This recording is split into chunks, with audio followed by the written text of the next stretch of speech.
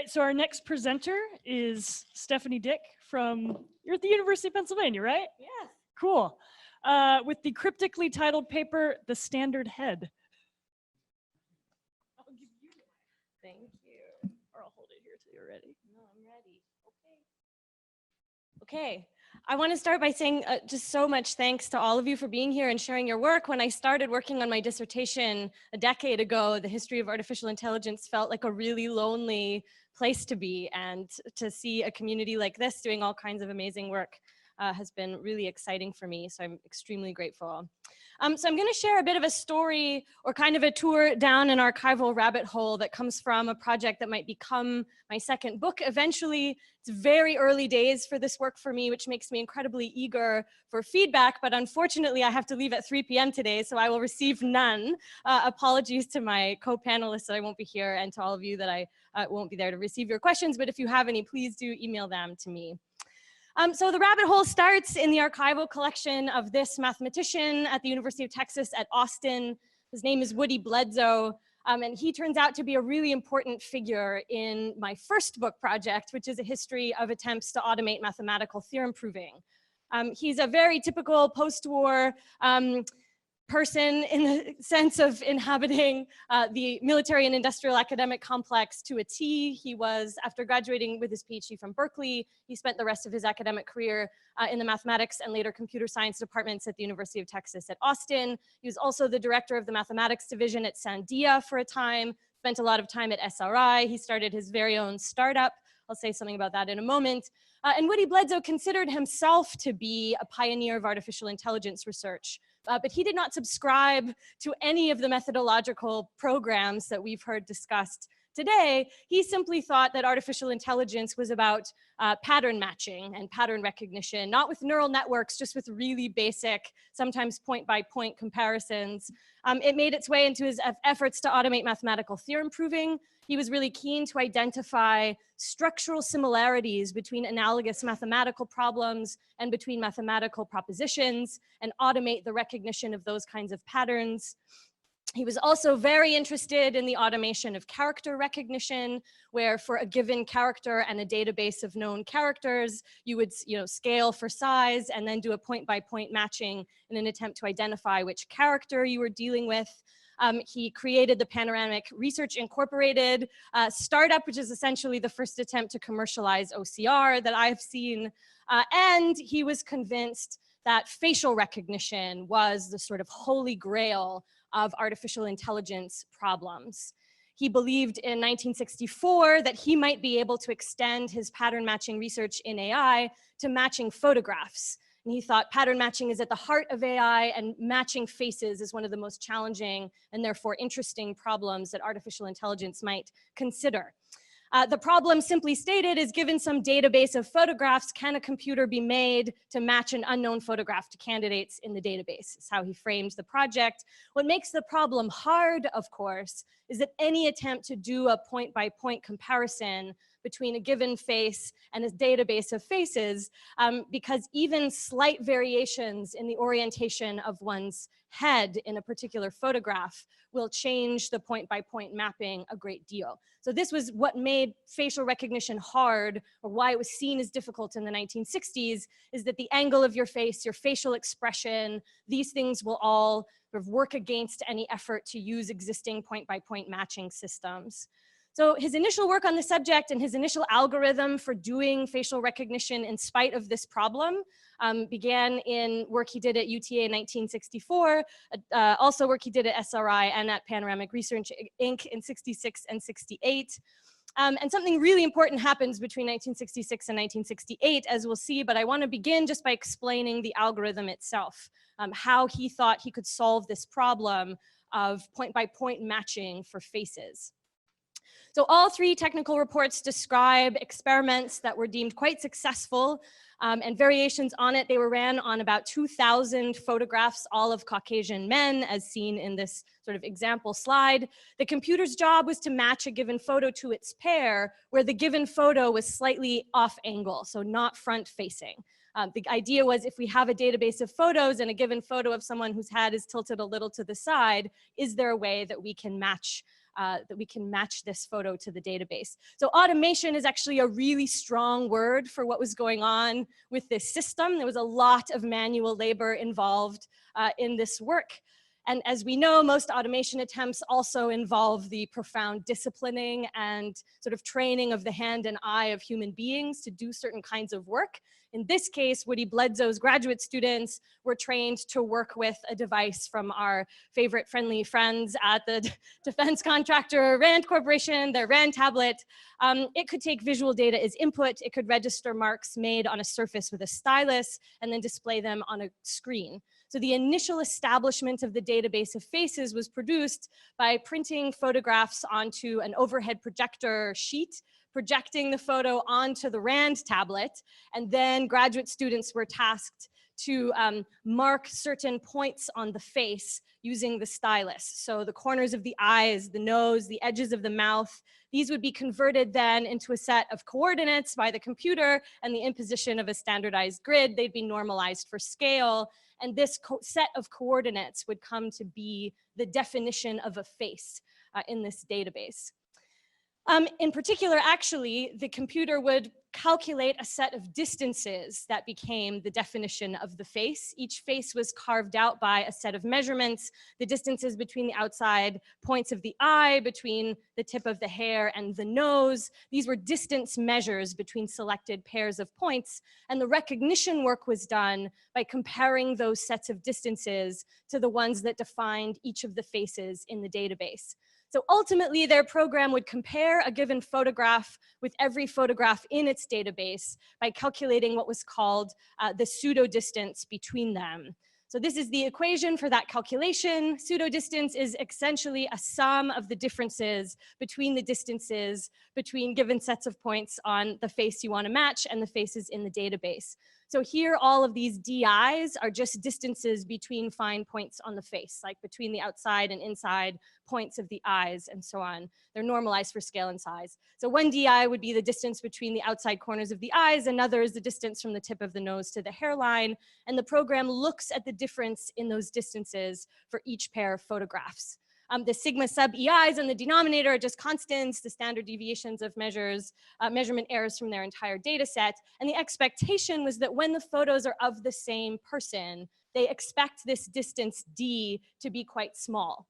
That the differences between these different distance measures between two photographs of the same person should be pretty close, and that if they're of different people, then perhaps that distance will be large. And so the program would do these distance calculations and output either one name of the closest match in the database or a set of names with the smallest pseudo distance to the one that they wanted.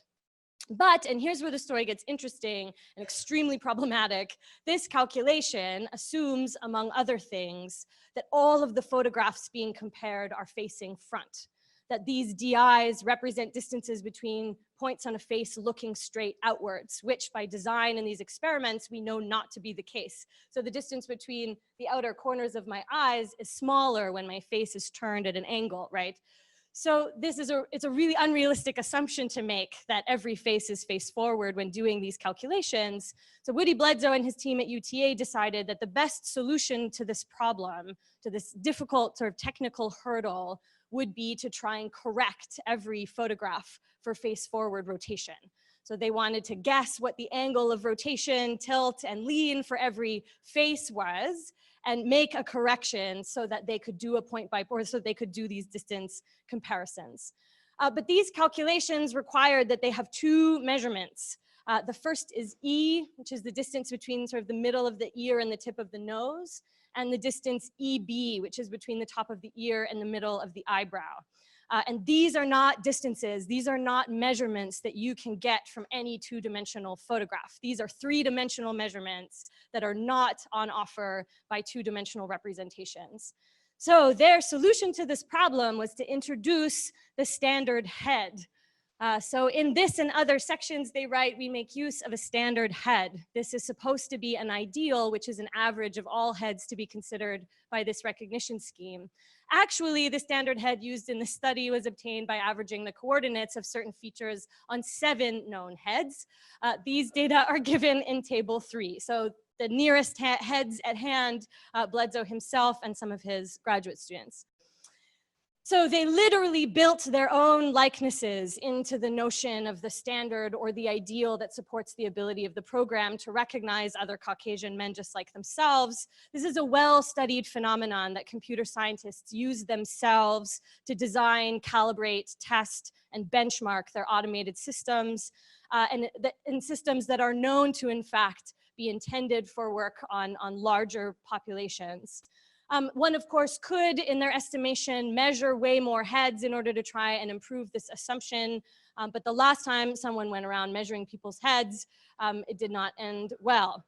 And also, the algorithm will always perform less accurately for heads that deviate the most from the assumptions in the standard. So it is known that this algorithm will fail most when people deviate from the norm or the standard that's being built in to it. And I mean, look at this guy.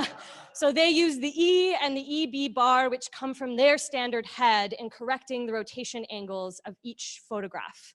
I'm trying to practice making more normative claims in my work. This is not a good technical choice. Not to mention its ethical problems. It is a bad solution to this technical problem as well, in ways that they knew. The algorithm will be less accurate wherever there is deviation from the norm. And they knew this, actually. They articulated themselves the problem. One of the more glaring weaknesses in the present system is the assumption of average or standard distances in the derivation of the head rotation algorithm.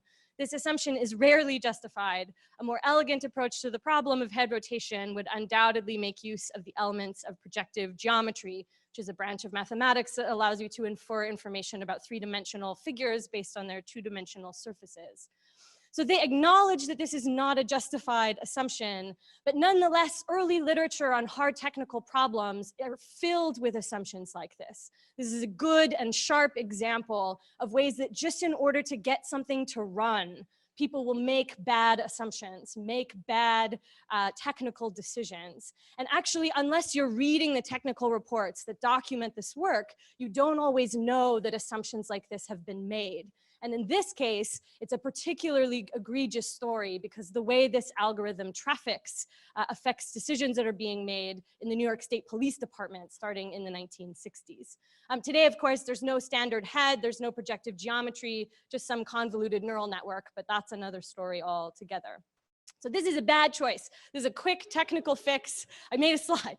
To get a program running, to make something hard easier, to get a program running, to make an intractable technical problem temporarily solvable, to get good experimental results on a highly curated data set with a whole bunch of sort of really problematic things built into it. And if it had just ended there, it would be a good story about that.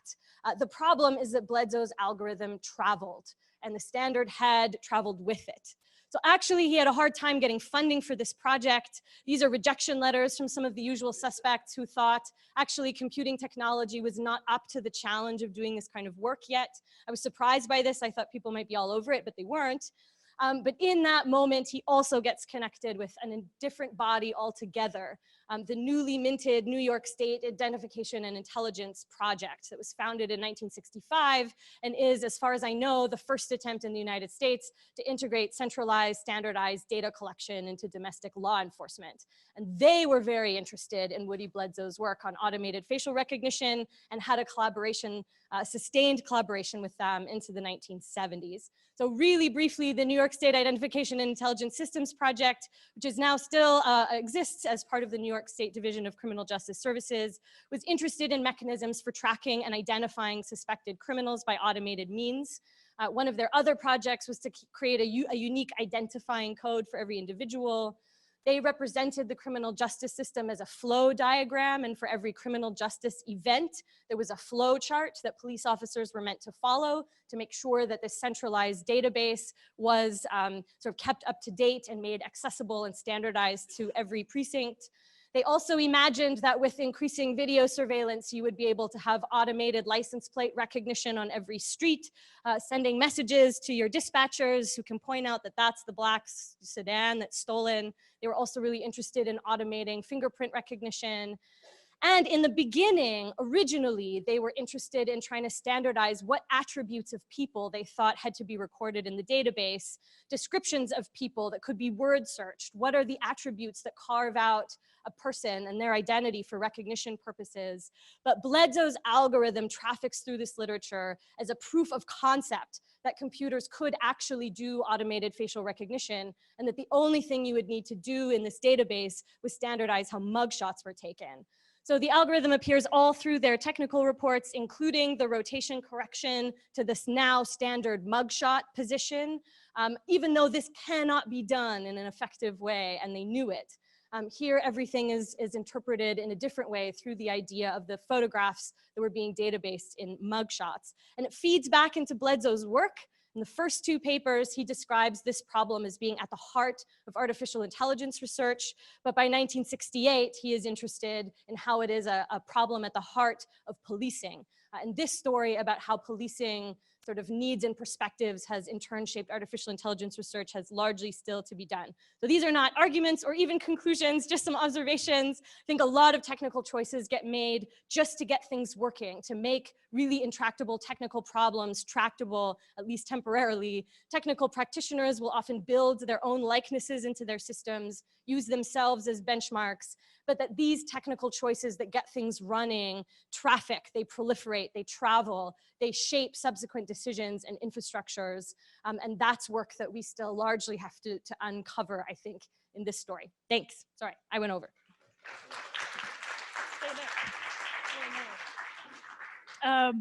Actually, since you have to leave, it was Matt's suggestion. I'm going to blame him that we should let you have 5 minutes of Q&A right now. No, I think we can. Okay. Any immediate? So say we all. Any immediate questions for Steph out in the audience?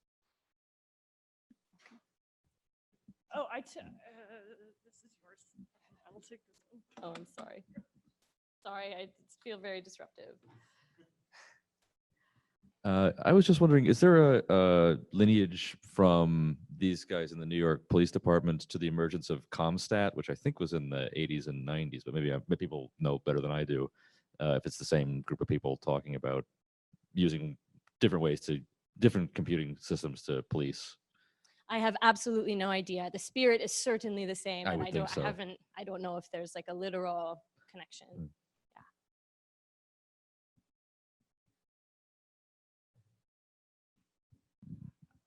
You had said that neural networks are a whole other story, and sorry to push you on a part that's explicitly not this.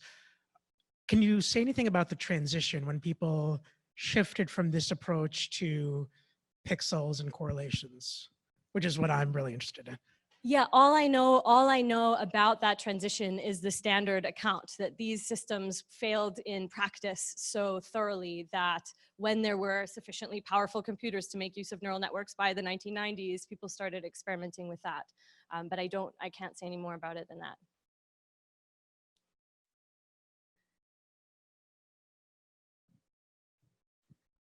Thank you, Steph. I keep thinking about the archive question that Theo asked earlier. And I wonder if in your research you found any sources that would also prove that, this technology, the standard had, it was a bad choice. Have you found any rejections, any criticism, maybe some mathematicians or logicians who were, more critically minded, have they expressed any criticism of this thing? Or is it up just to us, to historians, to evaluate if this is a good technology or a bad choice?